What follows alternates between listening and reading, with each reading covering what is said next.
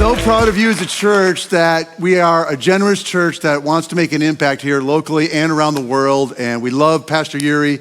He's been a good friend for a lot of years and is doing a great work there. And so way to go, team. So hey, y'all, Thursday it starts our first Easter service. We're really looking forward to it. Yeah, we are excited. The team's been working hard.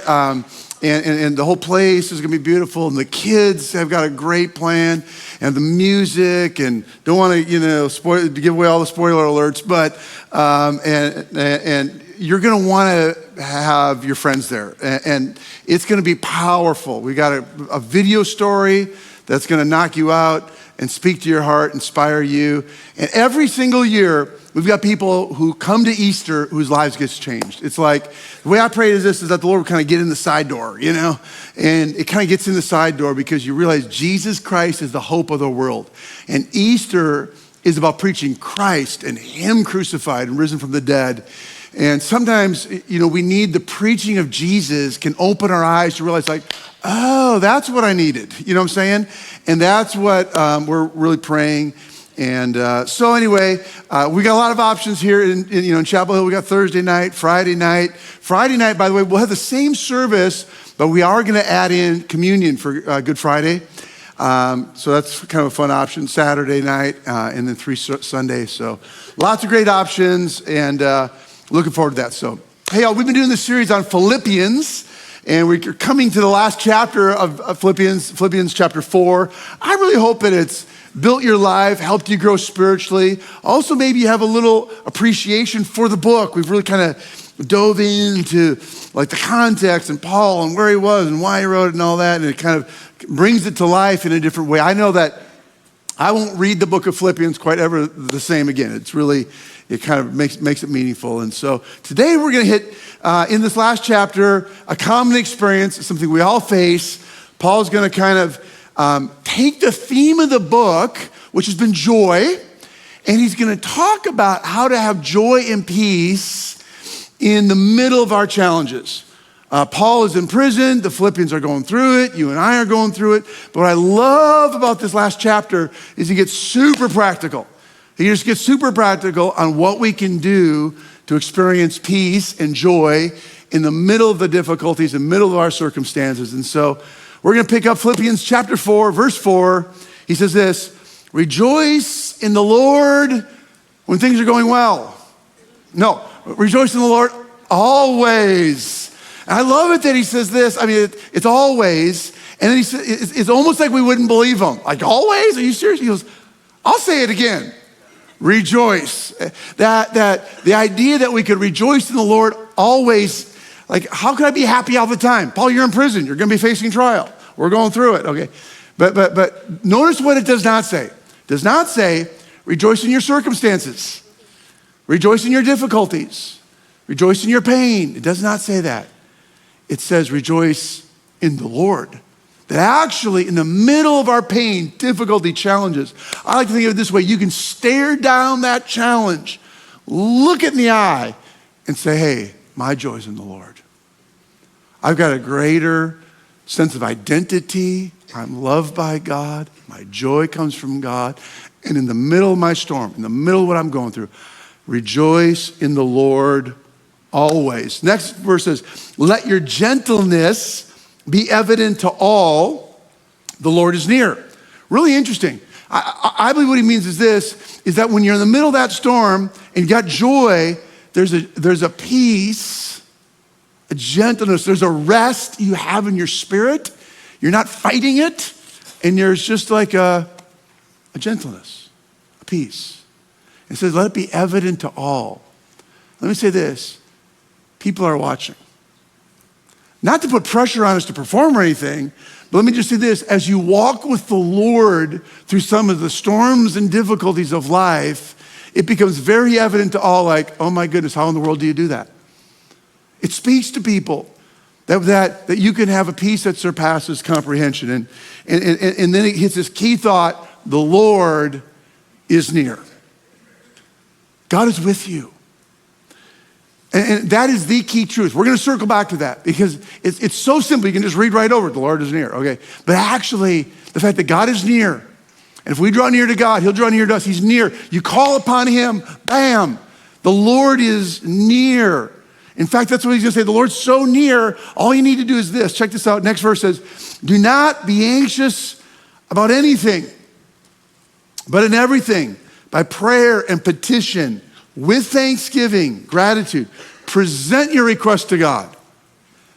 I think of it this way. Don't be anxious about anything, but every time you are, bring it to God. Bring it to God. That's what will change you. That's what will help you. He's gonna get super practical. Here's practical number one. He's gonna get super practical. Present it to God. Give it to God. Every time you're anxious, in every situation, give it to the Lord. Present your request to God. What will happen? The peace of God will which transcends all understanding, will guard your hearts and your minds in Christ Jesus. So God's giving you a peace that doesn't make sense. And like naturally speaking, given the circumstance, given what you're going through, given what your family's going through, given that school situation, that job situation, given what's going on, it makes no sense to have peace. But it will guard your heart and your mind, your emotions and what you're feeling, and your mind, what you're thinking and your thoughts. It's gonna guard your thoughts and your emotions. And that's gonna hit the next big issue. Finally, brothers and sisters, whatever is true, whatever is noble, whatever is right, whatever is pure, whatever is lovely, whatever is admirable, if anything is excellent or praiseworthy, think. Mind. Think. Get this about such things. Fill your mind with God's thoughts. Think on these things. Whatever you've learned or received or heard from me or seen in me, put it into practice. And here's this promise. And the God of peace will be with you. The God of peace will be with you. Have y'all ever gotten one of those phone calls that instantly you knew something was wrong? It's just the worst, isn't it? Where you go. Like, don't beat around the bush, just tell me. Like, is everyone okay or whatever? I got one of those calls several years ago. It was on a Friday, and I was in a meeting. My wife, Nana, doesn't call me very often at work, so the phone rang. It was like, and I was like, oh, it's Nana. And I said, maybe I should pick up. And I picked up. Instantly, I knew something was very wrong. We were living in Minnesota at the time. It had snowed the night before. The house we lived in at the time had kind of a steep driveway, and Nana said, I fell on the driveway. And it was in the morning, and it's cold and icy and snowy, and no, she's calling for some help, and no one is outside in the morning in Minnesota. Nobody answers. She had the 4 kids loaded up in the car, and so she literally crawls up the driveway because she doesn't know what else to do. Gets in the car and starts driving Kendrick Jr. to drop him off at school. And then she calls me. I'm like, sweetheart, turn around right now. I'm like, I think she's like in so much pain that she's in shock and not thinking straight. Like she's like, she was gonna drive Kendrick Jr. to school. Anyway, I drove like a madman. Like I don't know how many laws I broke. I just flew home, and your mind starts racing. Is she okay? What happened? What's going on? I remember just starting to pray, Lord, just be with my sweet wife, be with her, be with her. And to think, don't be anxious about anything. Oh, I'm stressed. I was worried. My mind was running. And let me just say this, there are a lot of legit reasons in the world to be worried. Because sometimes we just think it's in your head. Let me just say, it's not just in your head. There's things to be worried about, anxious about, stressed out about.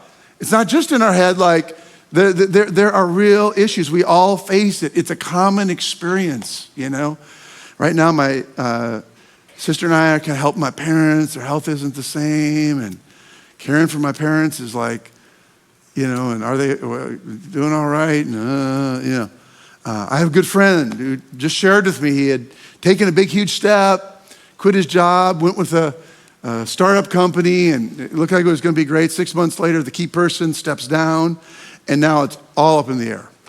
And I asked him, I said, well, what's going to happen? He said, I don't know. Uncertainty. I realized part of why we have stress and anxiety is that it's uncertain. It's uncertain what's going to happen in the future. It's uncertain what's going to happen at your job. It's uncertain what's going to happen with your health or with your kids or whatever. There's uncertainty can create this sense of like, what's going to happen with my job? What's going to happen with my finances? And it's uncertain, like with my kids, or my marriage is like a little uncertain, and we struggle. We struggle. Now, by the way, you may be wondering, what happened with Nana? I should probably wrap up that story. But the short version is she broke her back. She had fallen on her bottom, and we actually went and got it x-rayed, and they said we probably just pulled the muscle, and 2 weeks later, she was no better. My wife is the toughest woman I know, and toughest person I know. And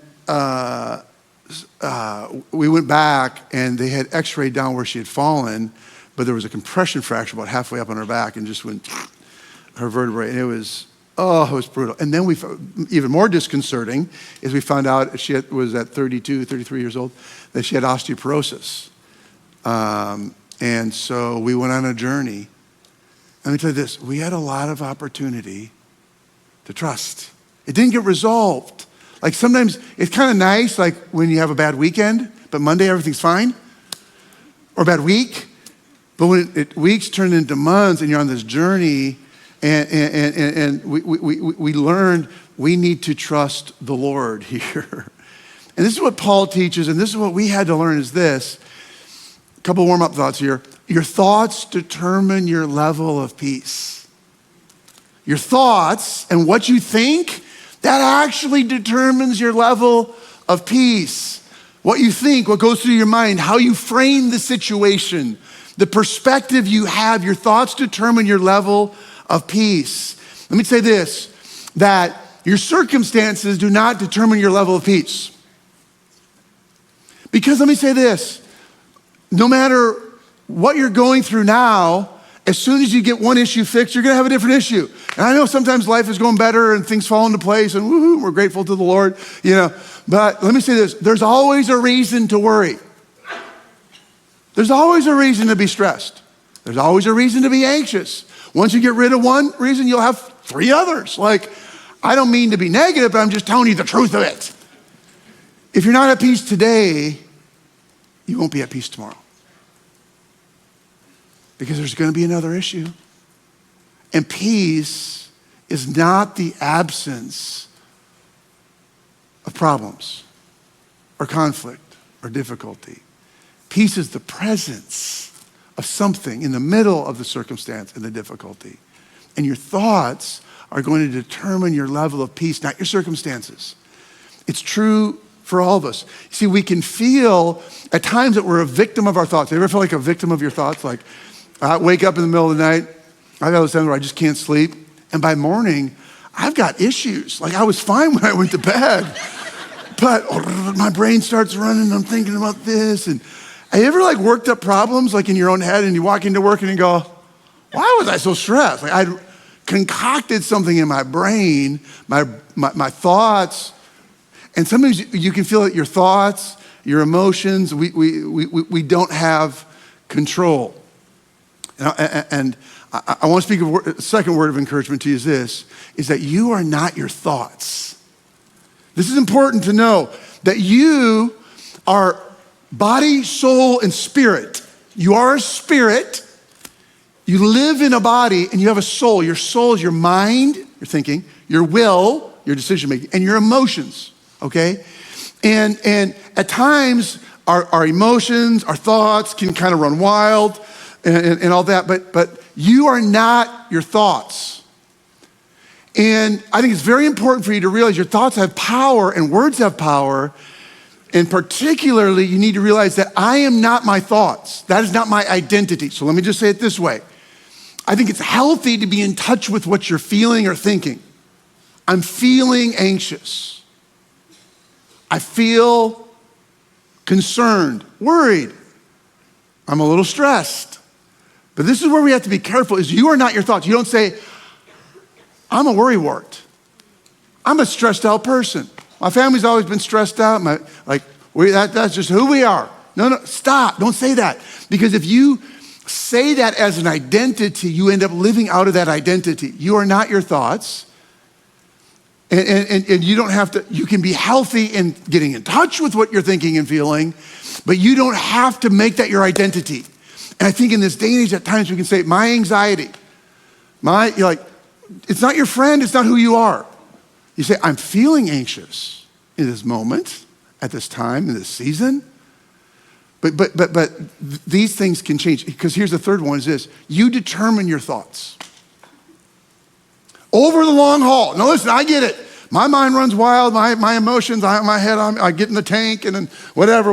Okay, but I want to encourage you, over the long run, you determine your thoughts. You can change your thinking. You can break lies and replace them with truth. You don't have to live with where you're at right now. Like you can determine your thinking over the long haul, big picture.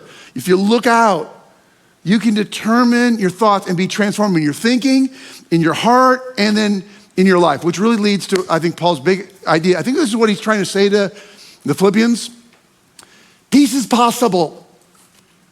Peace is possible, I think is really what he's saying. He's saying, listen, I get it. I'm in prison, about to face trial. My life is at stake. You're going through it. We're going through it. But in the middle of it all, you can have peace. God does not say, don't be anxious about anything, but in everything, present it, give it to God. If it wasn't possible, he wouldn't say, hey, rejoice in the Lord always, but it's really not possible. Right?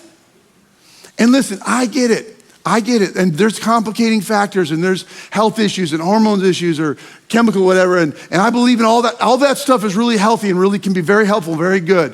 But let me just say this. There's a message out there that we're just gonna manage our worry, our anxiety, our stress. And what Paul is saying is peace is possible. You can be changed. You can change your thinking. Over the long haul, you can be transformed. Let me tell you this, the gospel works, Jesus works, his ways work. And if we zoom back for a moment and look over our lives, I'm just telling you this, a year from now, you can be different. 5 years from now, 10 years from now, you can be transformed. You can walk with more peace than you realize. And sometimes we don't even realize how stressed out we are. We don't even realize. And it is possible to be transformed by the renewing of our minds, and peace is possible. We can rejoice in the Lord always. We can be anxious for nothing, and it's always gonna be a battle. But peace is possible. I want you to hear that today. I want you to hear that. There's some of you that really needed to hear that. And you need to agree that worry and anxiety and living stressed out is not your lot in life. It may take time, not days or weeks. It may take months. It may take years. But you have to believe what God says in his word. He can change your thinking. He can change your thoughts, your relationships, that all the flow of it. So that's the first thing. Now he's gonna get super practical. This is what we're gonna talk about the rest of our time. The two things he's gonna tell us to do. Two things. Here's the first one. Paul's gonna tell us real practically, so what am I supposed to do, Pastor? What does this look like? Here's the first one. Cast your cares. That's the language I'm gonna put it. Cast your cares. Cast your cares upon God. We end up carrying worry, anxiety. Cast your anxieties, cast your worries, cast your stress. We pick them up. And this is what we read. Don't be anxious about anything, but rather, this is how you process, is in every situation, by prayer and petition with thanksgiving, present your request to God. Every time you are anxious, are worried, are stressed, bring it and give it to God. There's a divine interaction that happens. There's a skill that you can learn in a spiritual principle. There's a relationship that you can have with God where you can actually bring it to the Lord and give it to him. Jesus said it this way. He said, come to me, all you who are weary and carry heavy burdens, and I will give you rest. Who's he speaking to? He says, hey, all you that are weary and who carry heavy burdens, you're tired because you're carrying around a weight and a burden that you were never meant to carry. And it's wearing you out. And it's stressing you out. It's weighing you down and wearing you out. It's weighing you down and wearing you out. Why? Because you're carrying something you weren't meant to be carried. I want to give you an analogy. Can you imagine kind of waking up in the morning and going, hey, I want to start my day, and you know what I love to do is just carry this weight vest around with me, you know? And we end up, let me just say this, y'all, we end up going, I've got this weight because my kids, I'm really concerned of what's happening at school. I'm concerned about what they're doing at night. I'm concerned about their friends. I'm concerned about my kids. And because we care for our kids so much, we end up carrying a weight and we just tuck it in and it becomes part of who we are. And I just carry that around with me. And honestly, I'm a little stressed out about work because I don't know like how things are going or what's going to happen. And there's this person and my boss, whatever. And you go like, I come home from work. Have you ever come home from work and you're just carrying stress and anxiety? You come home and go like, I'm just picking up burdens at work. Just picking them up, taking them home with me. And maybe it is, has money ever stressed you out in your finances before? You go like, trying to make ends meet, and we got inflation, and this, and that. Well, let's just carry around a little worry and anxiety and stress about that too. We pick this stuff up, and maybe you do have a health issue, and you've been to the doctor and you tried to fix it, or one of your kids, or your spouse, or someone, a friend, and you go, my health, I don't even know what I'm going to do, and I've tried, and I even tried some of those, crazy stuff online, and it's just not working, and then you know what? This was a little bit of work. I watched the news. I was doing fine beforehand, but by the time I was done, I was like, dang, I gotta stack up a bunch of stress and you start carrying around, and maybe I'm struggling internally and I have an addiction and I got something going on, and I realize I feel really bad, and I start carrying that one around, and my marriage is a little like we're not communicating and not as intimate as we used to be, and I'm gonna have to carry that around, and I carry the expectations of the world, and I start carrying all the expectations, and I'm not really sure about the future and know all this uncertainty, and I'll just take that there, like, whoa. And we go, let me just say this, spiritually, this is what we do. This is it spiritually, y'all. Can't see it, it's not a real weight vest, but in your soul, you're carrying the weight of the world. And you're carrying the stress and the anxiety and the worry. Let me tell you what happens is because we care, we end up carrying the weight of it. We care about our kids. We care about our marriage. We want to do a good job at work. I follow Christ. I want to be a good test. Because we care, we end up carrying. And this is what Jesus says after come to me. He says, take my yoke, take my weight vest upon you. Let me teach you. So there's some teaching that we all need on how to carry our weight and exchange my yoke for the yoke of Jesus. He goes, I need to teach you because I'm humble. I'm gentle heart. He goes, you will find rest for your soul. If you let me teach you some things, particularly on how to go from me carrying my yoke to me learning how to carry Jesus's yoke, it's going to help. He says, for my yoke is easy to bear, and the burden I give you is light. Let me tell you this. If the weight that you're carrying is heavy and it's wearing you out, weighing you down and wearing you out, let me tell you this. God didn't mean for you to carry it. Here's the insight that really helped me is when I realized that you can care, but you don't have to carry it. Care, but don't carry. I think part of why we end up carrying it is because we really care.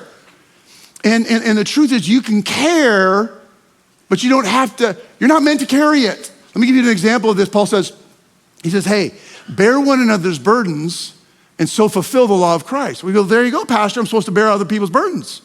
I'm supposed to carry around a bunch of weights on me. Well, he says, and so fulfill the law of Christ. The law of Christ is the law of love. So by caring for somebody and loving them, you ever have someone get in your corner and care with you and for you? You go, oh my gosh, I feel lighter already. But listen, just 2 verses later says, for each person must carry their own load. It almost seems contradictory. But the truth is you can care, but you can't carry their load. Actually, in counseling terms, it's called codependency. When I get into your lane and try to take your responsibility and I try to carry a weight that was never meant for me to carry, it starts wearing me down and weighing me down. I get tired. I get weighed down. And that's what he's saying is you need to take my yoke. You need to take my cares. And here's a spiritual principle. This is what Paul is saying you need to learn how to do. Let me tell you, if I could coach you up, if I could help you a little bit, this is how I try to coach myself up, is this. We need to learn the spiritual exchange with God. It's not a one and done. It's a lifestyle of something that you need to learn to do all the time, over and over. And it's found in 1 Peter, the same idea in like 3 spots. Here's one more spot. Super simple. Peter says this, cast all your anxiety on him, Jesus, because he cares for you. What he says is, you've got anxiety, you've got cares, you've got worries, and you're carrying it around. But here's the truth, there's not grace from God for someone else's lane. You need to stay in your lane. When I get out of my lane, and I try to get into your lane, and I carry your burden, your load, there's not grace from God for it. That's why I ended up weary and heavy laden. And so what he's saying is this, you need to cast your cares. You need to be able to learn, say, okay, God, I'm carrying this weight, I'm carrying these cares, I'm carrying these anxieties, and I need to come to you, and I need to be able to take it off and say, Lord, I can't carry this weight. Let me say this, God never meant us to, and we all pick it up. We all take it. Cast your cares upon him and go, Lord, you take it. You take it. I can't carry the weight myself. I can care, but I can't carry it. I've got to learn how to, Jesus said, come to me and take my yoke. There's a, hey, Lord, I've been carrying this weight. I've been carrying this yoke. I need you to take it. I need you to carry it.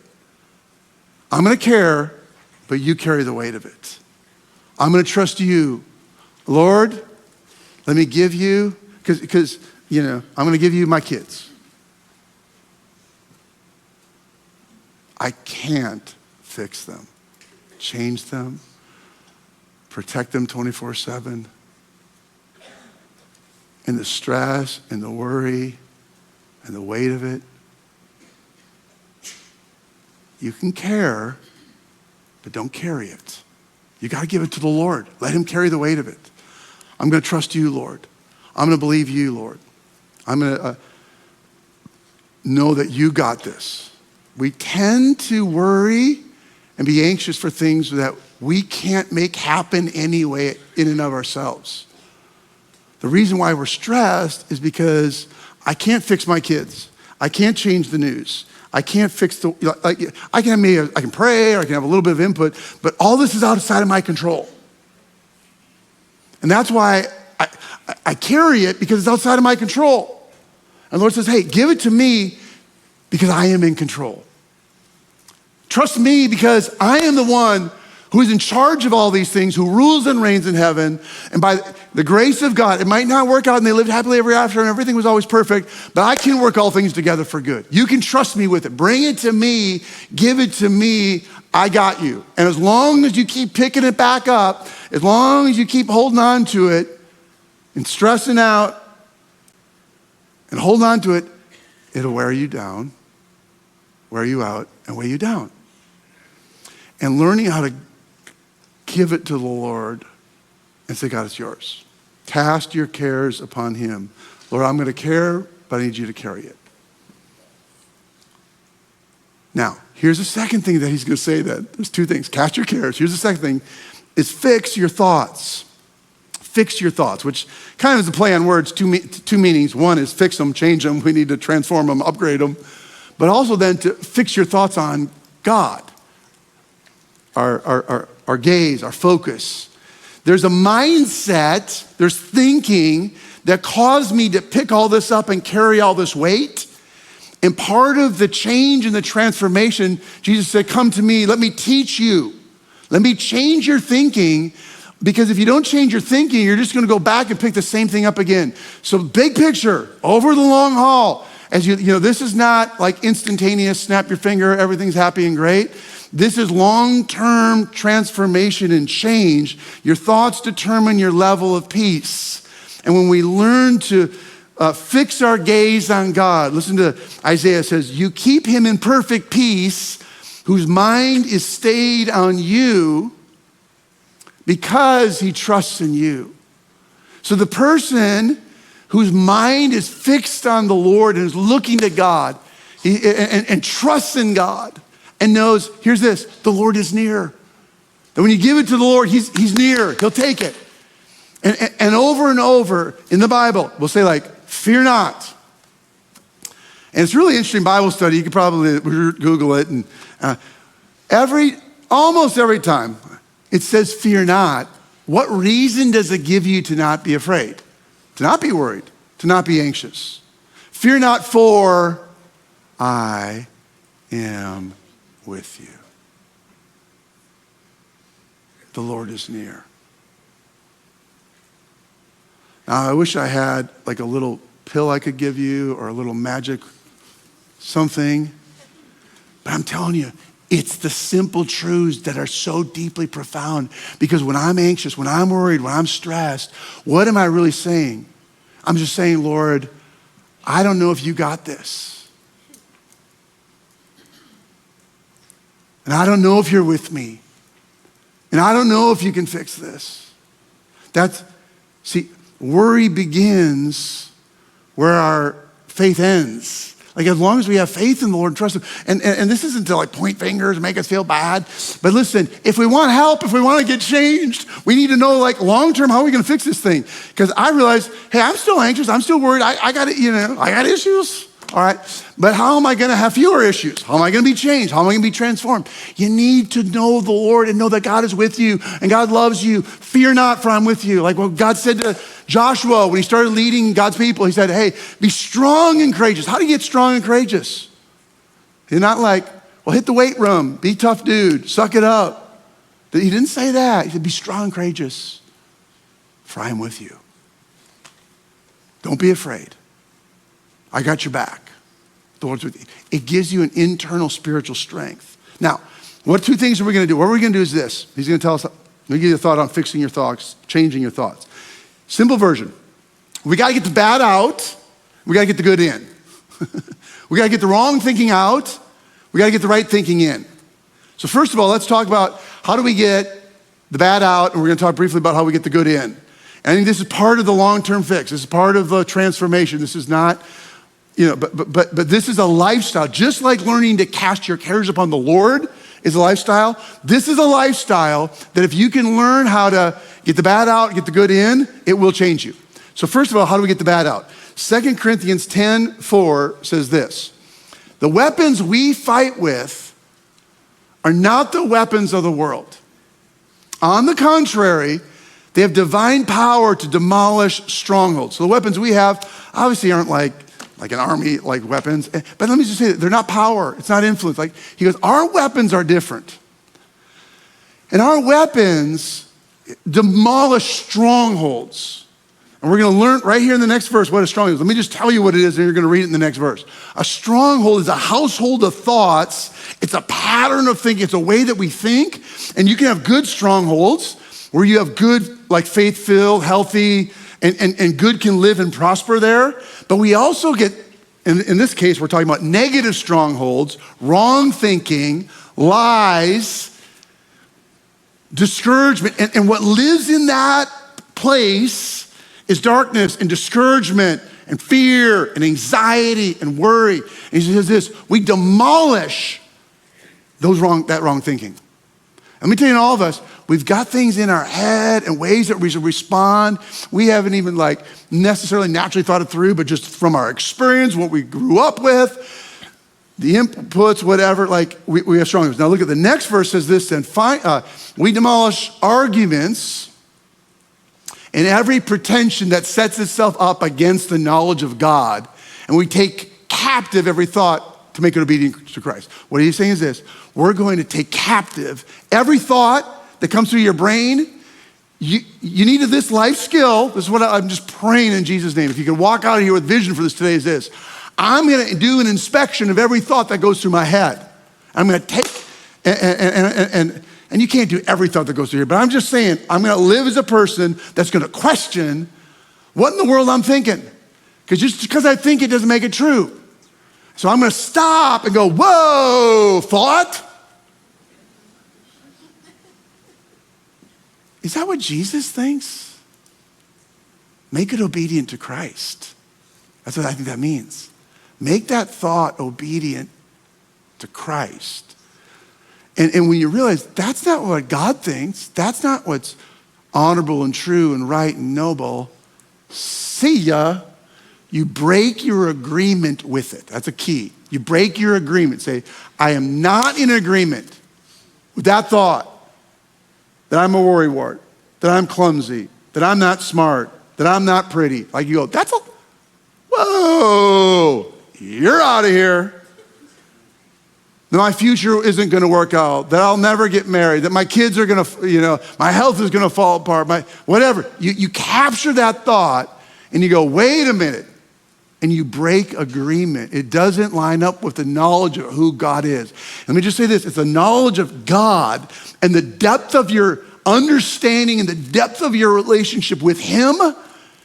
The deeper your relationship is with the Lord, the more you know Him, the more you're gonna be identified and go, that's not what Jesus thinks. See ya, you're out. Now, secondly, we need to pour in the good.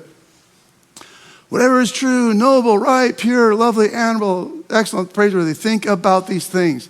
We need to fill our minds with what is true, what is right, what is honorable, what is pure, what is lovely. Think on these things, pour these things, let them wash over your mind, wash over your heart. Let me ask you this, what percentage of what you're consuming in your head and heart is excellent, praiseworthy, edifying, faith-filled, building you up?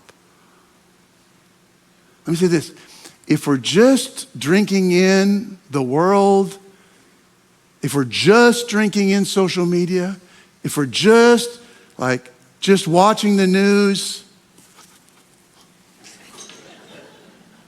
I was so at peace beforehand. Now I'm stressed. Let me just say this. This is what Romans says. Do not conform to the pattern of this world, but be transformed by the renewing of your mind.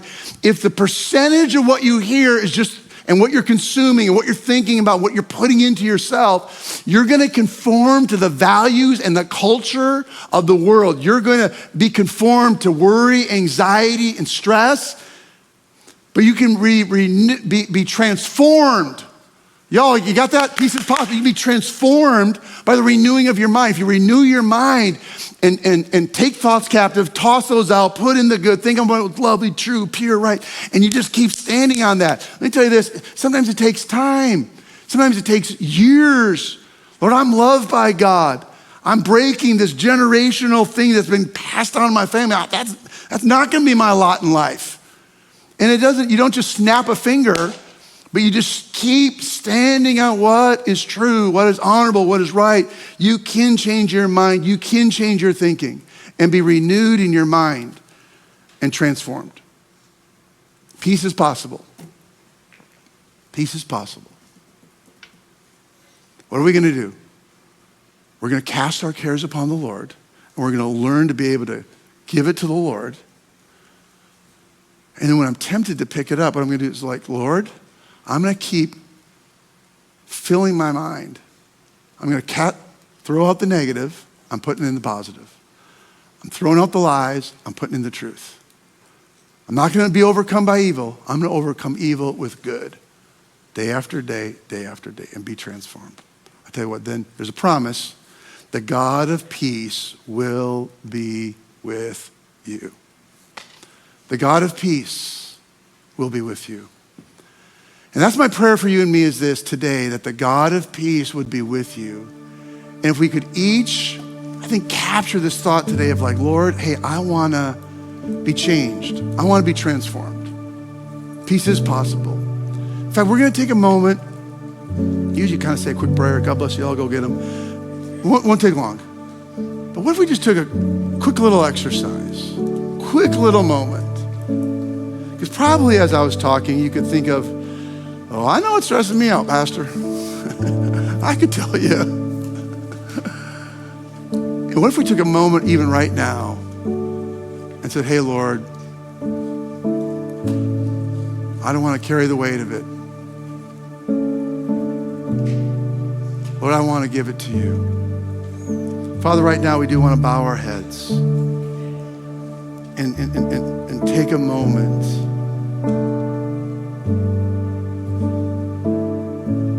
to say thank you, God, that you are good.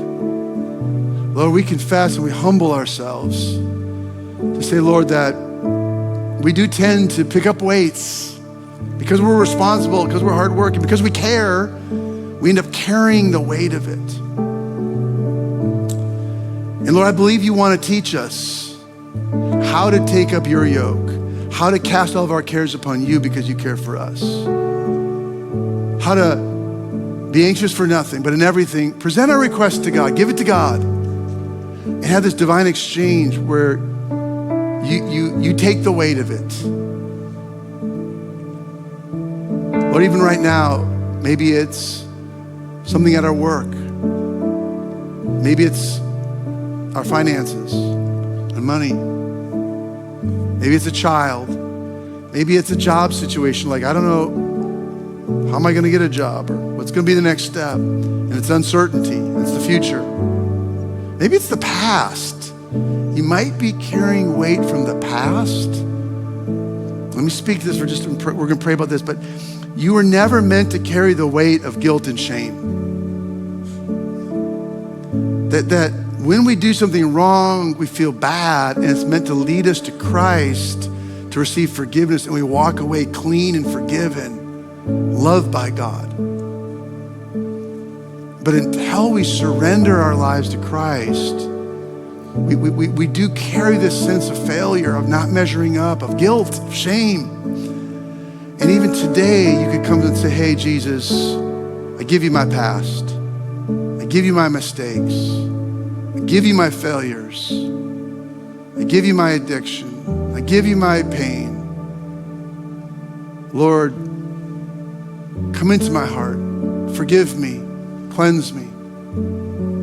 Let something fresh and new start in my life. Lord, I pray that today, many of us would walk away feeling lighter.